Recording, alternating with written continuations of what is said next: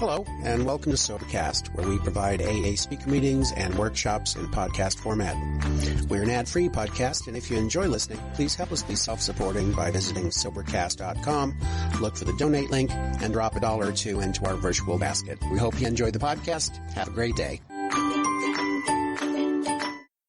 I have these boys here. They only got about 10 minutes each to share.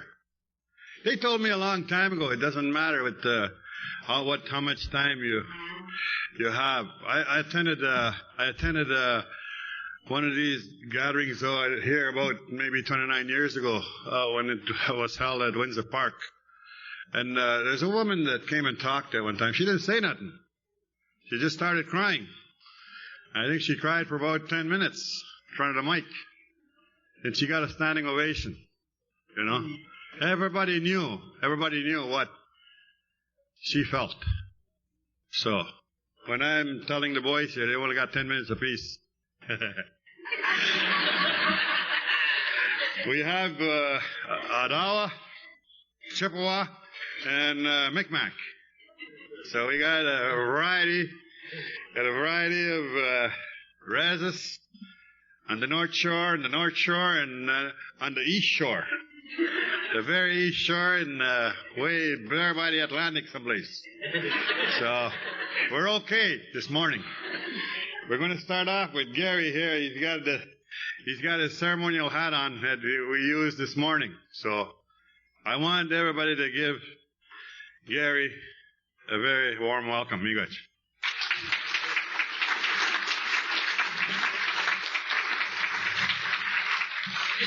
Good morning, everyone. My name is Gary, and I'm an alcoholic. I'm glad to be here this morning. I guess I should cry for 5 minutes and talk real fast for 5. But I'm glad to be here this morning.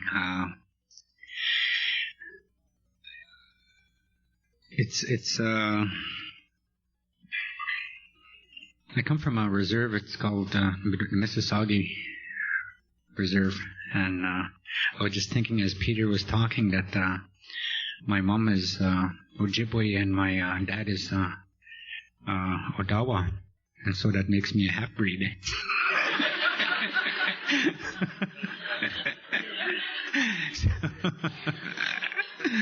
So anyways, I was born not too sure, I think about Blind River or Mississauga. And I don't remember too much back then. Of course, I was a little bit small then, but I'm nervous. But my drinking started when I was young.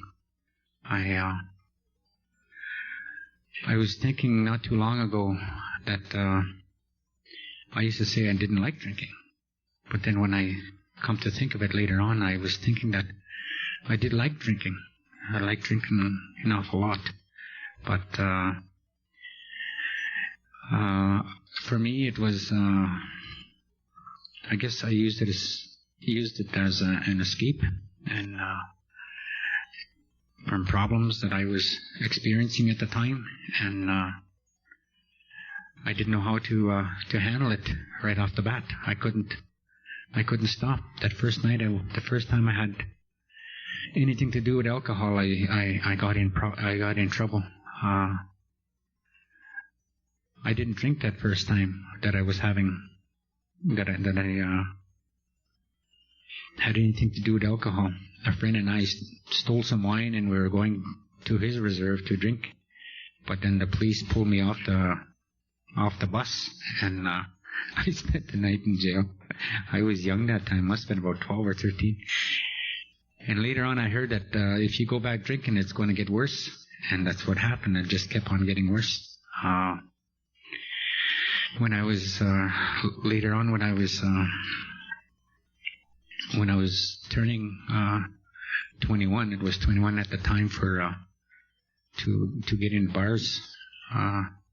And I had been drinking in the bars for about a year, but that night, just when I was going to turn legal age, the police come in the jail.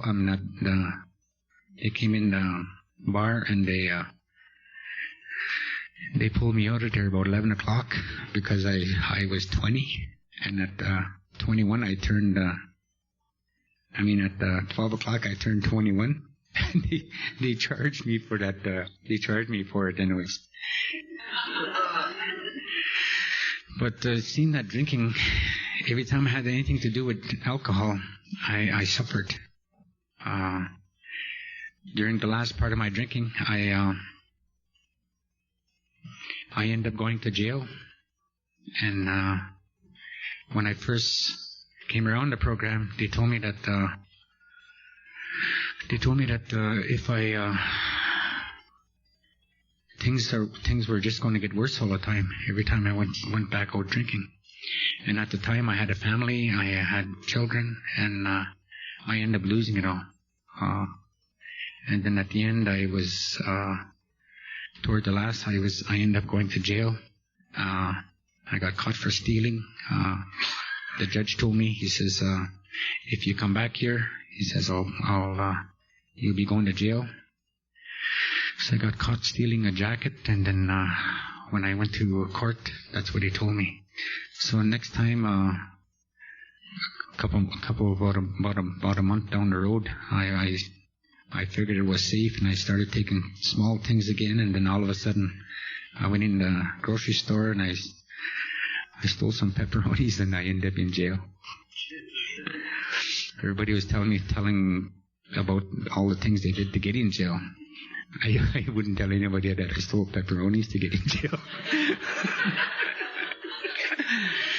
But things I just couldn't seem to do anything right.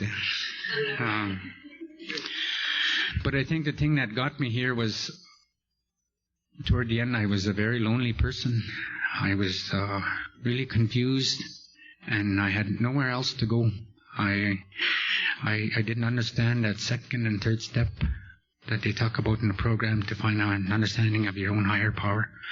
And I just had a hard time with that. But at the last of my drinking, I had nowhere else to turn.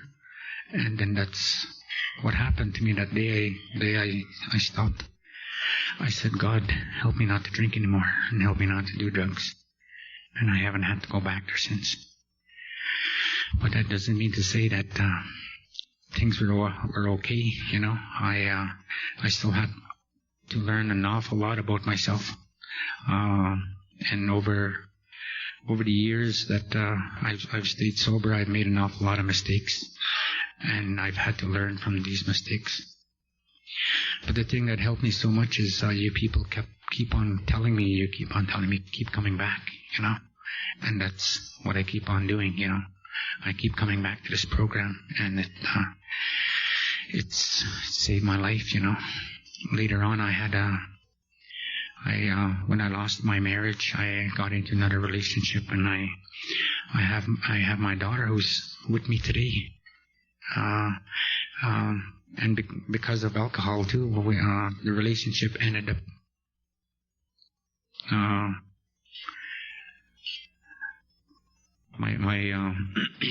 My partner isn't with me. She hasn't been with me for about 3 years now. But I have my daughter, and I'm bringing up my daughter, and that's pretty good for a person that it's a big responsibility, you know. I was just saying this morning that I don't like doing all the things that normal people do, you know. They wash clothes, and they have to wash floors. They gotta wash dishes. I hate all those things. But it's a must. But all these things, you people have taught me that, you know. Just by staying sober, I have a chance at life, you know. No matter what has happened in the past, I have a chance to rectify all these things. And I'm learning by the examples of the people in the program. And so I guess that's my 10 minutes. Thank you very much.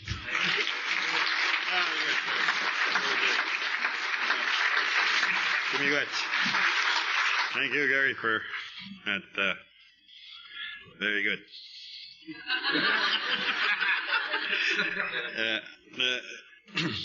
We have the next guy there is from down the line, Thessalon. He's a Thessalonian. Clay is his name. His earth name here in Mother Earth, Clay. I often think about when I introduce these guys, even at our ceremonies, when I look at them. The thanks we gave this morning for everything. We're okay. It's right off the bat, we asked the Creator this morning when we were in the circle to have a good day, so we're going to have a good day. That's a sure thing, you know. And this guy is, if we want power and strength in our circles, this is the guy we usually get. He's a big guy, he's a big man, got a big heart. I want you to welcome Matthew.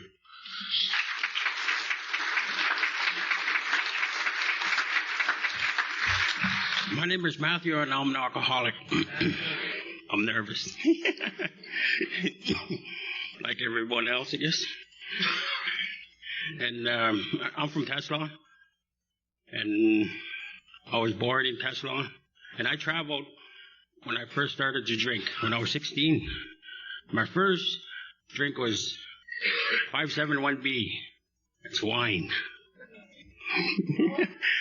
Corked it, threw the cap away. But I didn't remember hitting the bottom of the bottle, because I was so young.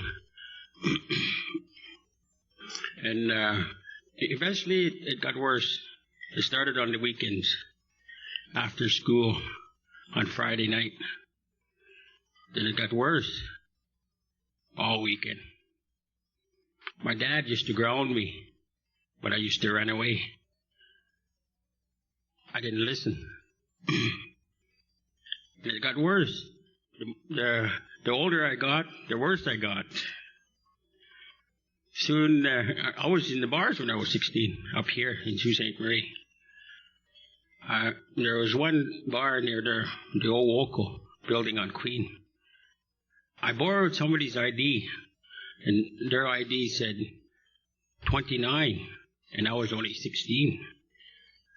And they asked me, they grabbed that sheet, he says, what's your mother's name? Stumped me. What is it? I said, it should be on that paper. He says, out you go. And then I says, how am I going to get back in? So I'll go to a different bar. And that one served me. And I used to do it with my last name, Clay, fight. Cass's Clay. I used to run around on the tables, fighting all the time. Ending up in jail, Bruce Hill. That was my second home, I used to call it. My first home was the bar. My second home was the hotel. My first home was the Bruce Hill, because I always end up in there after a big drunk. When I woke up, that's where I was, in Bruce Hill. And before I go to the jail, I end up in my second home. That's in the hotel. I never used to go to my third home, my regular home, very often, because I always was on the road. And just a few years ago, prior, I just got off the road. Today, when I travel this red road. And our road, sobriety. That's what led me to my road, was Alcoholics Anonymous. If I didn't find that road, I don't think I would be on my road. They call them the higher power. That's why I'm very grateful for Alcoholics Anonymous. That higher power helped me lots. I used to say it all the time. I used to, sometimes I used to see a roadblock. Oh, God, help me through that one, because I used to be half corked. And a few times they told me You been drinking today? I says, no, well, a couple of drinks before 12. I says, they're fast drinks. If they told me to get out of the car, I would have probably fell on the ground. But no. He says, okay, there's coffee. I was just around the corner. He says, you can stop there before you carry on. I was smiling. He says, well, that's good. But eventually, they caught me. I ended up in, I was in Vancouver then. I ended up in Burnaby prison over there. And 14 days impaired. And I was thinking, I says, you know, there's two ways to skin a cat. I says, the first way, I'll get somebody else to drive my car, and I'll still drink. But they told me, the judge told me, he says, if you're back in here again drinking, you're going to go longer, and you're going to get your license taken away longer. So I won't get caught behind the wheel, but I'll just keep on drinking. That never taught me a lesson either. It just got worse. I said, maybe I might get married. I'm going to get married. That's where I met my ex-wife. She's out there. She went back home. And I said, maybe marriage will help me. So I got married out there. I was supposed to go out there for a holiday from here. I was working for La Jam's lumber mill in Garden River. He says, I'll let you go for 1 month. That's 5 years later, I ended up back in Ontario again. So I traveled up in Worcester. I worked up there too. Drunk all the time. I used to hitchhike early in the morning, soon as 5 o'clock in the morning. I says, maybe I'll catch somebody that's bringing a few up there. So I used to get up 5 o'clock in the morning to hitchhike catch that truck to go up in the mountains for 8. By the time I get up there, sometimes I used to be late. I used to see the truck going up there. Oh, well, I'll wait till the hotel opens. Then I'll hitchhike back home again. Act like I've been working all day. But I can't talk about my ex because she's not here.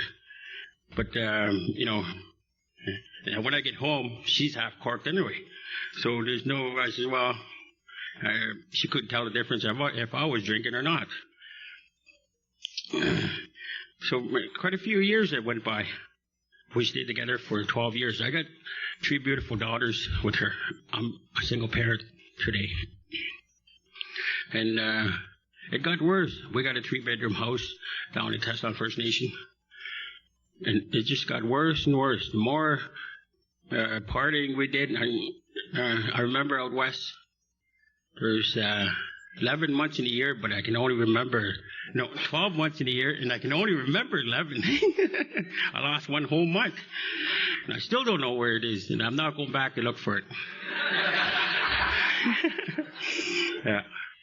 So it can stay there. Because that was in my drinking years. And today, when I come to the doors of Alcoholics Anonymous, I'm very grateful for that. That was 4 years in May when we started the program in Tesla First Nation. And one of the guys were there. He says, we're going to have a meeting tonight. He says, you want to come? I thought it was a band member meeting. I said, yeah, okay, I'll be there. So I sat down at the table and I seen all these guys coming in there. I said, they're not from my reserve. I don't think it's a band member meeting. I said, maybe they're from Indian office. So I waited, and all these papers started coming out of it. Ooh, I started getting scared. I said, maybe I'm in the wrong place. So I said, well, I'll wait. Sit down. They read all this here preamble and 12 steps and the 12 traditions and daily reflections. And I started listening to that. I said, maybe that guy, my buddy there, wasn't told everything of what I was doing. I said, I can hear. That's me they're talking about. And then these other guys started going around that little paper. He says, they're talking about themselves. And I was wondering, maybe he did go over there, explain to all these other guys that what I was doing, and they're talking about me. I says, so I started looking at him. I said, what did he do? What's he got me into? So there, I passed it. When it was my turn, I passed. So a few times it went like that. And they kept on, after the meeting, they kept on saying, keep coming back, it's going to get better. So a month went by. So it was my turn again. The paper come. I said, I'm going to speak this time. I says, when I first come to this meeting, I thought it was a band member meeting, I told him. I says, and you're all talking about me. I don't know why. And I says, I'm very grateful I came here. I says, because I'm not drinking. They says, well, keep it one day at a time, they told me. Don't drink for today. If you're not drinking today, then you won't get drunk. So I thought, I said, oh, that sounds reasonable. So, and I kept on going back. And I told him, I says, now, when is it going to get better anyway? When is it going to get better? I wanted to get better today. He said, well, how long did it take you to get here? Well, I said, 21 years? 21 years? You think it's going to get better overnight? It's going to take you about 21 years just to level off. So he says, just keep on coming back one day at a time and you'll make it. So May the 30th went by and I got 4 years in. I said, that's amazing. I said, I couldn't even get 24 hours in. I said, I look back now. I'm very grateful for that. For all these people. If I see another person speaking that's got more years in, I said, if I work it one day at a time, I'll be there too. And I'm very grateful for, a single parent is very hard. I can have a lot of patience. Lots of patience with my daughters. Because there's two of them in high school and I got my baby, she's still in public school. And every once in a while they call back, Dad, I forgot my homework. But that night, or that morning, I said, don't forget your homework. And they call back, Dad, I forgot my homework. Can you bring it into school? Teacher wants to talk to you. And I'm very grateful for that, because when I was drinking, I never seen any of that. See, they're in high school, and I missed half of their public school because I was drinking. And I got a lot of things to be grateful today. Even to wake up in the morning, I got grateful for that higher power. To me, the sharing and caring. That's a gift. And to see all these people sitting out there, that's a gift. That gives me strength to carry on what I want to do in life, to keep sober. Thanks for listening.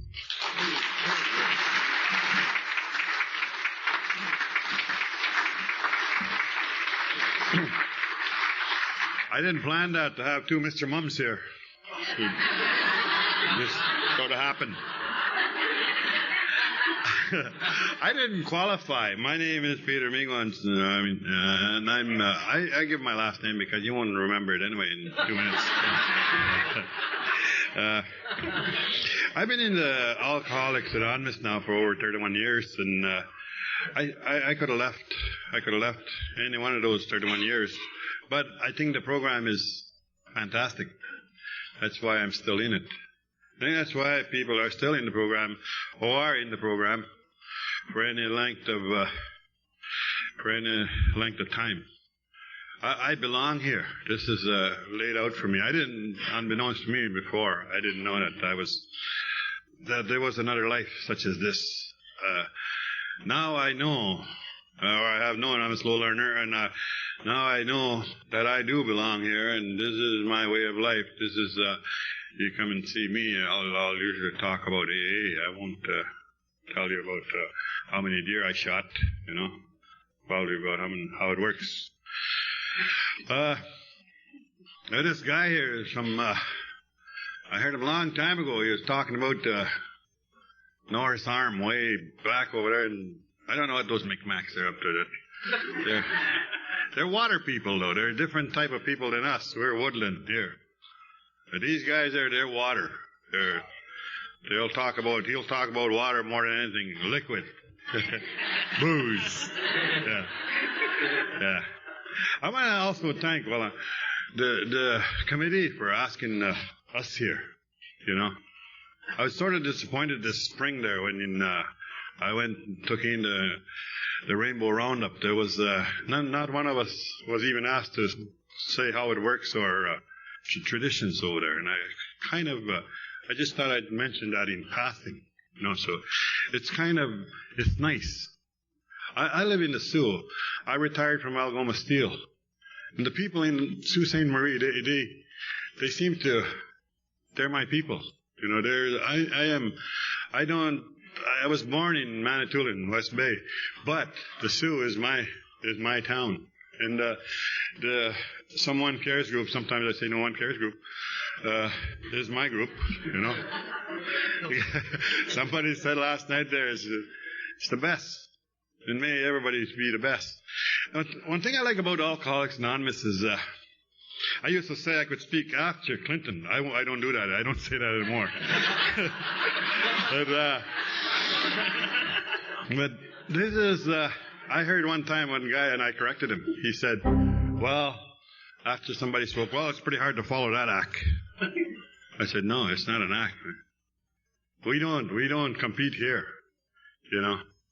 I could speak probably from after Norman. What's his name? Norman Vincent Peale. Yeah, I could speak after him if he was in the program, because I'm not competing. I am just sharing my story. I'm not trying to be a better speaker than the next person. This is why I'm still in Alcoholics Anonymous. I want you to give a warm welcome to a good friend of mine from. Originally from North Arm, and he's a newf. Paul.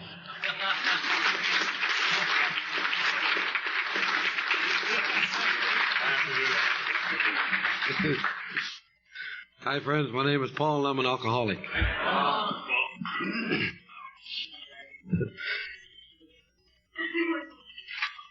God, it's a lot easier down there than it is up here. It's awful early in the morning to have to think, you know. Yeah, for me, yeah. But nevertheless, I'm here, and I have a job to do, I guess, try and share with you a little bit of what it was like, what happened, and what it's like today, and where I came from. And I tell you, it's a miracle for me to be able to stand here with a white shirt on. A white shirt turns me on, Yeah. Especially in the morning.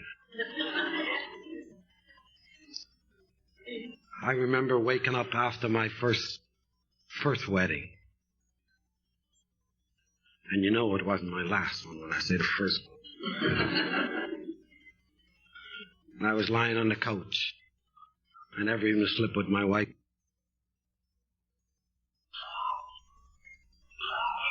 And I had a hand that was 4 times the big as this one, all wrapped up. And I woke up on that couch because I just got married that night and knew nothing about it. I missed the whole show. And there was blood. I had a red shirt instead of a white shirt on.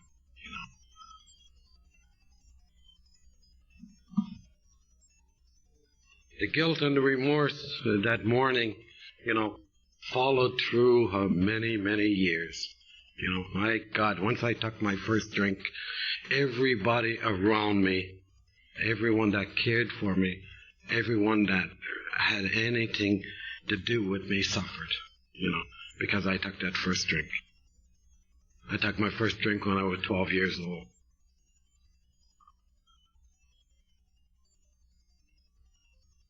And when I was about 15 years old, I was on the streets.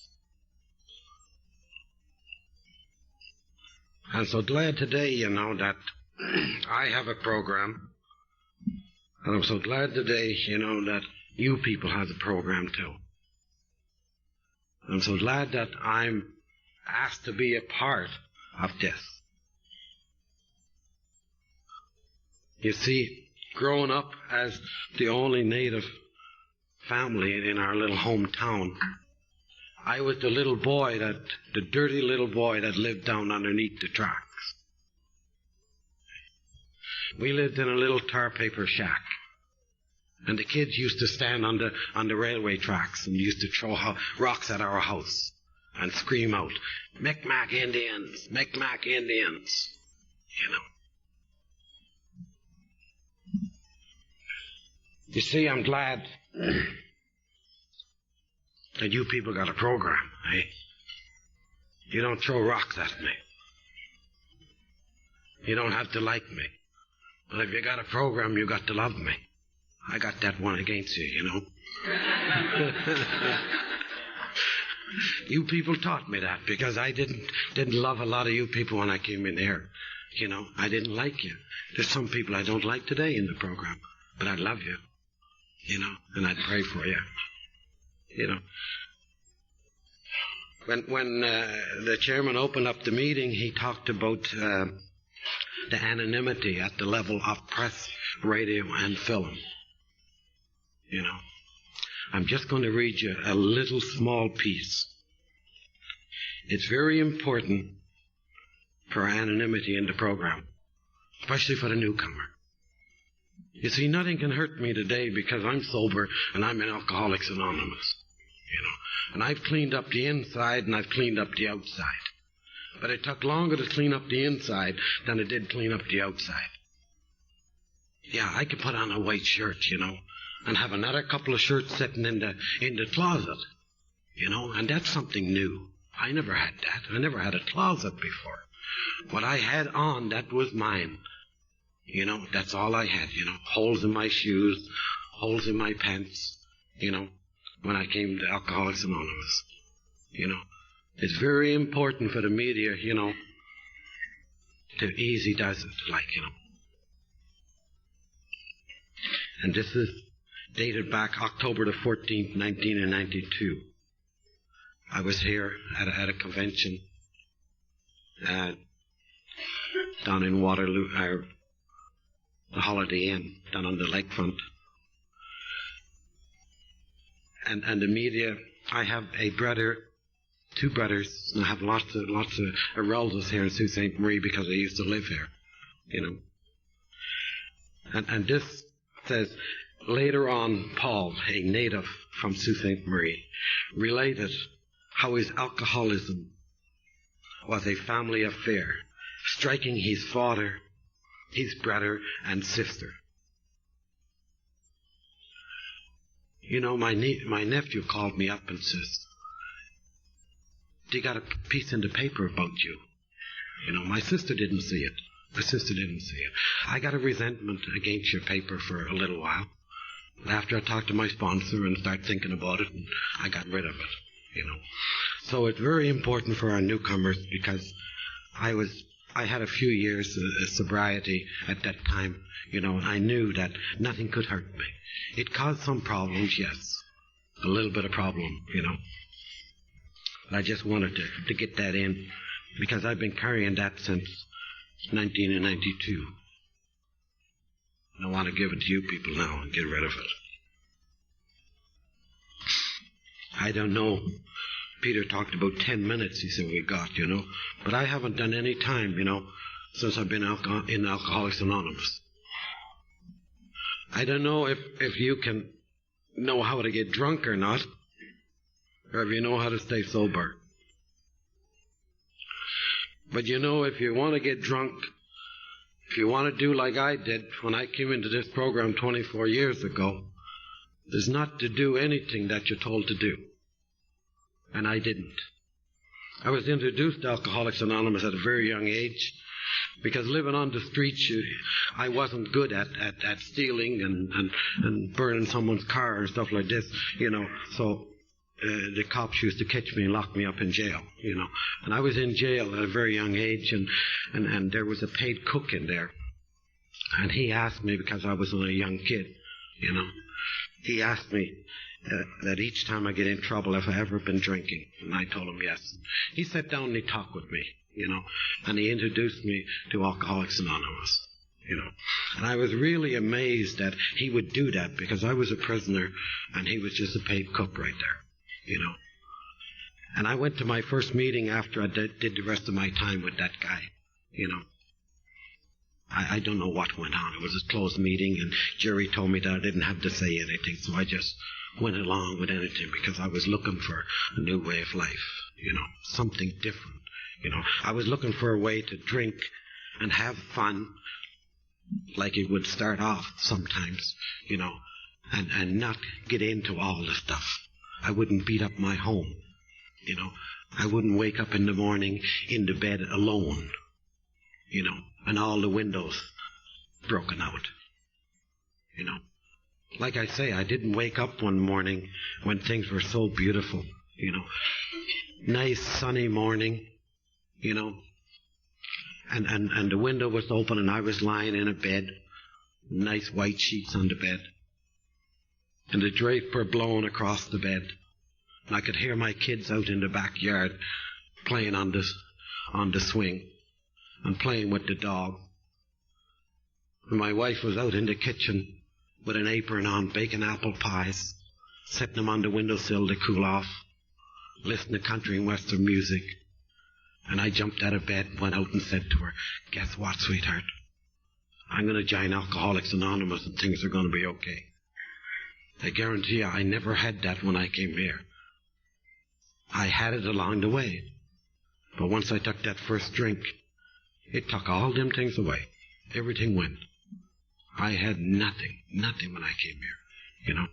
And I went to my first meeting, and Jerry introduced me to the program, like they talk about setting the seed, planting the seed in Alcoholics Anonymous. Jerry planted that seed that night in me, and from then on, some of my drinking was screwed up. I couldn't drink the same after that. It took many years after that before I got back to Alcoholics Anonymous. I was 5 years sober. I went back to St. John's to look for Jerry, you know, just tell Jerry that, hey, you know, I finally got 5 years in, Jerry, after all these years, you know. Someone told me that Jerry was gone. He wasn't with us no more. He quit going to meetings, and he ended up overdosing in the back of his car because he quit going to meetings, you know. So important for me today, you know, to do everything that I have to do today to stay sober. You know, I know what I don't have to do, you know. There's not very much that I don't have to do, you know. I can't say no. I can't say no. It took some time later before I got really come into my first meeting. 24 years ago, I come to my first meeting of Alcoholics Anonymous. You know, and I tried every way that you could think about to work this program and have a few beer on the side, you know. And I tried everything to work this program, you know, and smoke a joint of weed, you know, or have a little hit of acid, you know. I tried everything to do that, you know, and work the program, but I couldn't do it, you know. I ended up trying to commit suicide, you know, because of the way I was living.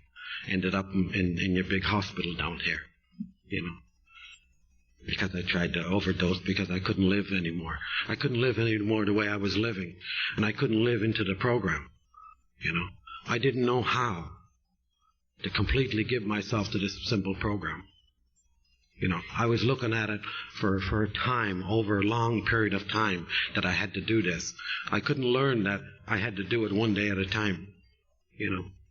I got Peter's phone number one time when I was came back again. I'm glad that I was allowed to come back, you know. That you people never said, you know, "Oh no, Paul, you've been here too many times. You don't want it, you go away." You know, I was always welcome back, you know. And it was one of these times that I came back that I see Peter up front, you know. I said, "God, that's a big guy." And I always like to pick on the big guys, you know. Because he used to have a bit of pity for me, you know, when I get mouthy with him. And say, you're a little thing. They wouldn't hit me, you know. Yeah, you know. I always went for the big guys, you know. Sometimes they never, you know. Sometimes I got pinned down on the floor with the chair, you know. But I asked Peter for his phone number, and I went out and drank some more, you know, and I drank some more. And I drank some more and end up in jail, end up losing everything, you know. Finally, I found Peter's phone number. It's funny, I never threw it away or anything, you know. I found Peter's phone number, and I called his house, you know. And his wife, Kathy, worked a program, you know, a good program, too. You know, I said, is Peter home? And she says, no, Peter's not home, she said. I said, what time would he be in? I'd like to talk to him. I'm hurting. And at that time, I tell you, you know, I never had a thing in this world. I had a big ball in my gut that was coming up into my throat and choking me. I hardly had a place to live at that time. I had a little old trailer out in one of the trailer parks out here. And I never had a friend to talk to. Nobody that could understand me, that I was hurting and I was dying inside. Oh, my God. You know. I didn't know where to turn, you know. And the worst thing about it is, other times that I used to feel like that, I could take a drink. But this time I couldn't take a drink. I didn't want to drink. And holy God, you know, I was hurting and dying, and I couldn't take a drink.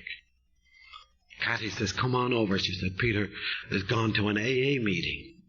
He'll be home shortly. It was down on Birch Street at his house, you know. And I walked in, and by this time Peter had been home. And Sam, I'm sure all of you know Sam has passed on, you know. Peter and Sam was sitting there. And Peter asked me, how was it going?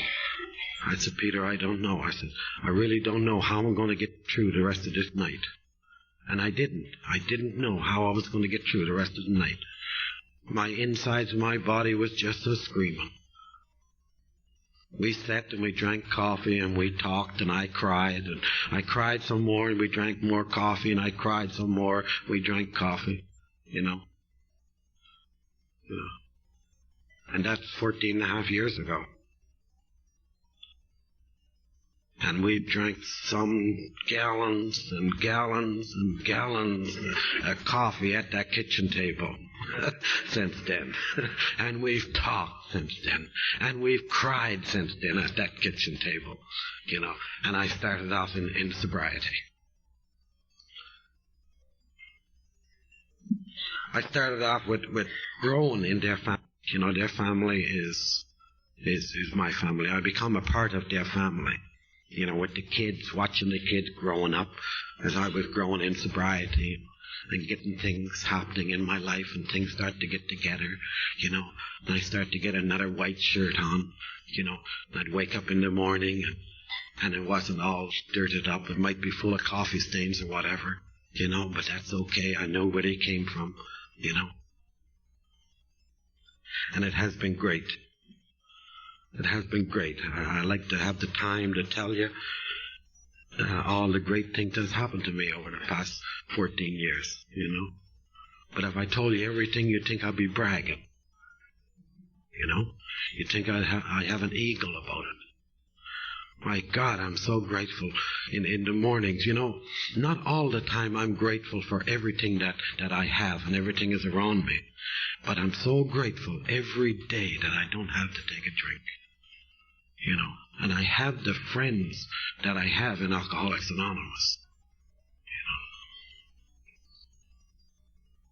You know, the people that don't throw rocks at me anymore. You know, it's nice to be a part of this living world. You know, I never thought that I could ever fit in a place like this. I've done everything and tried every way that you could think about to drink and not hurt and not get drunk and not go to jail and not lose my driver's license. And nothing worked. when I came to Alcoholics Anonymous for the last time, I've tried everything. 2 or 3 marriages gone down the drain, I met a girl shortly after I got into the program, which wasn't recommended, But again, I wanted to try little things on my own. I figured, I'm the type of an alcoholic that I come up with real good ideas sometimes, Real bright ideas. And God, I can work them out in my head, and everything is perfect. Falls right in place. 1, 2, 3, 4. Everything. Nothing can go wrong. Until I go talk to my sponsor. Son of a gun, I got to change. I got to change that thing of what I'm thinking about. How to do it, See, that's the type of an alcoholic I am.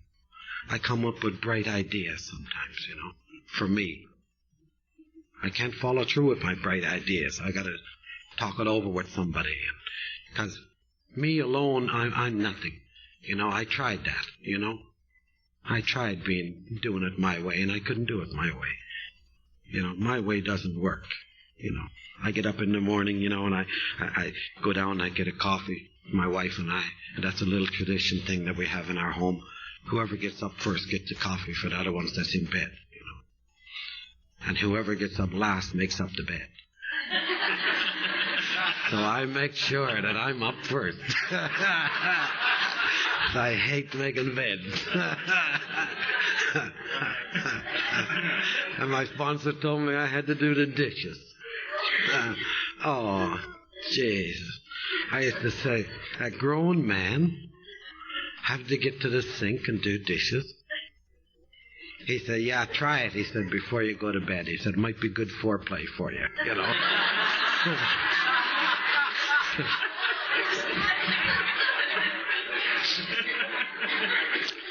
I said, what about somebody comes in and catches me?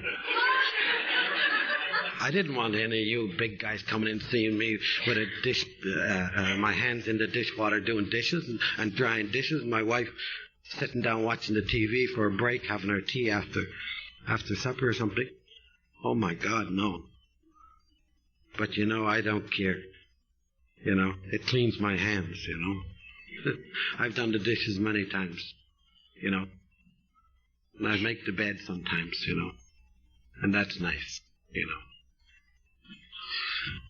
I can walk away in the morning and go out the door and tell my wife that I love her, give her a kiss. When I come back, I give her another kiss again. It's great. And I can go out and put a key in the ignition of a vehicle, and I can start it up, and I can drive to work, The thing that turned me on when I first came into Alcoholics Anonymous at one of my times in and out and everything, the guy that came and got me and picked me up, he was dressed nice, had a beautiful car, His wife had another car, He was working, his wife was working, Oh, Jesus, beautiful. I says, my God, is this a great way, And we were on our way to a meeting, and he pulled into the gas station, and he said to the gas guy there, fill it up. I said, by Jesus, if I can ever do that, I'll never drink again. If I could ever pull into the gas station with my old flumpy flump car like this, holes in the floor, and one of these where the sun visor is real loose that it keeps falling down, you keep putting it up, I said, if I can ever do that, I'll never drink again.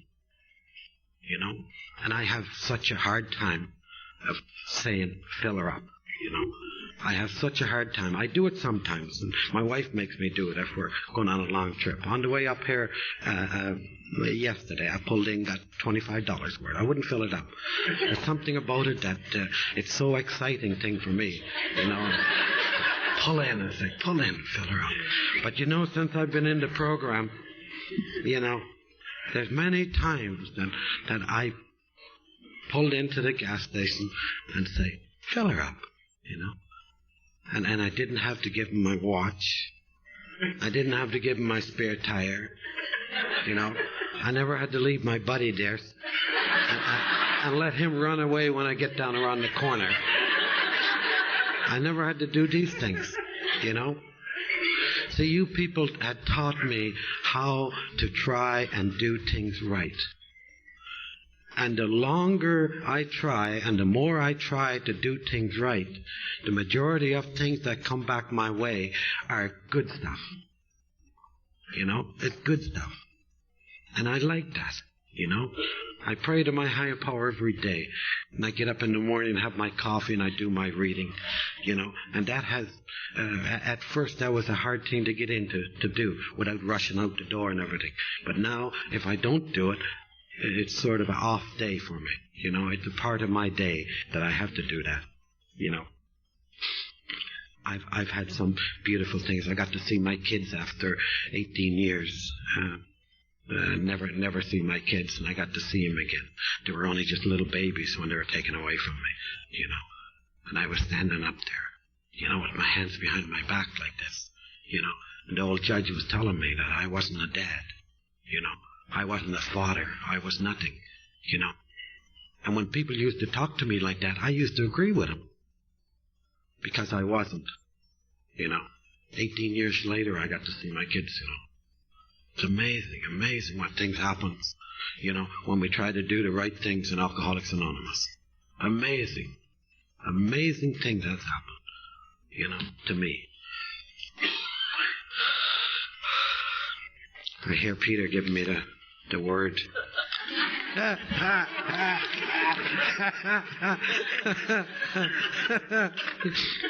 We got our own contact, you know. Yeah, he just either stomps his feet or whatever, you know. Yeah, we've had some great times in Alcoholics Anonymous, and Peter and I, the conventions and everything else, and, you know, and the thing is, we've had some sad times and some hurt times and everything in this program, but I never had to take a drink. My God, my two sons, I married, the last girl I married had two little boys, you know, 12 and 13 years old, you know, and the 13-year-old boy was the dad of the home, you know, and then I walk in there, bad enough just walking into the family, but here I was new in sobriety, and I knew how to handle everything, you know, for the first couple of months, first couple of years, or first 10 years, I would say, probably, you know. And we had lots and lots of headaches and lots of fights and everything along the way, and we used to sit around Peter's table, and I got to marry my wife sober. My kids never see me take a drink, you know. And then we sat around the tables, and my wife sat at one end, and I was at the other end, and Peter and Kathy in between us. And we would fight across the table, you know, fight at each other.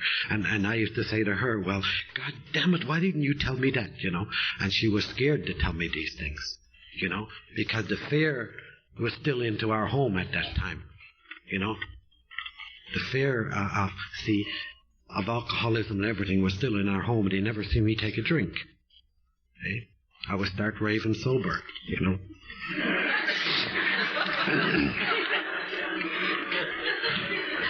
And it gets so bad, you know, that Peter would say to me and my wife, you go upstairs and go to bed. You know, he said, you're not going home like this, you know. She'd sleep on one side of the bed, I'd sleep on the other side of the bed.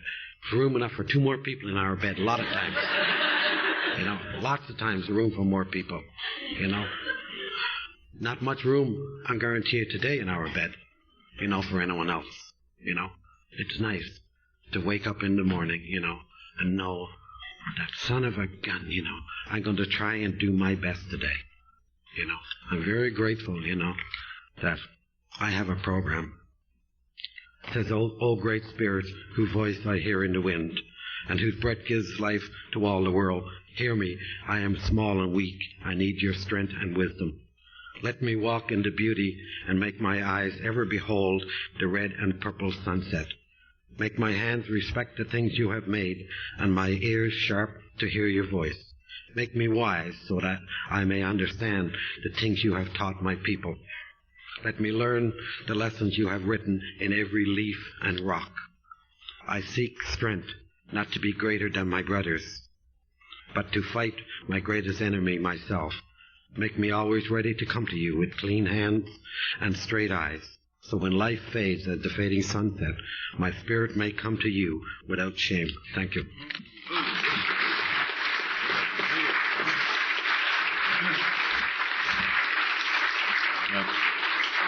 You're good. I knew that was going to happen because those guys from the East Coast, they always want that extra half hour.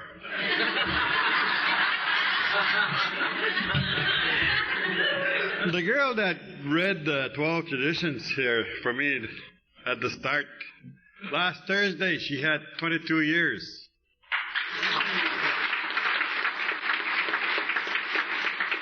The program of Alcoholics Anonymous works, and that's why we're here. So I like that team. They have the gathering of miracles. It is true. It is true. Because I remember laying around in the afternoon, in the hot afternoon, Station Road in Wawa, where I sobered up, and kids throwing stones at me and having a little laugh. Spark cry. The respect I got when I came into Alcoholics Anonymous, instantly, they asked me one time to bless the food. Way up when we had a conference in Wawa. And I said, when I started, let's all stand up, and I said, let's all bow our heads, and everybody went like that. That was so good, I wanted to do it over again. You people are special. Your people are the best. You people are A1. You people are here because that's where the Creator set you to be. Now, how you got here, it's no matter. No one ever minds.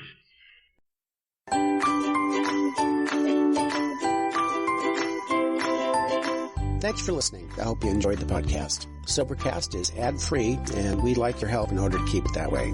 So if you'd like to help us be self-supporting by pledging $1 or $2 a month, visit Sobercast.com and look for the donate links. Thank you very much.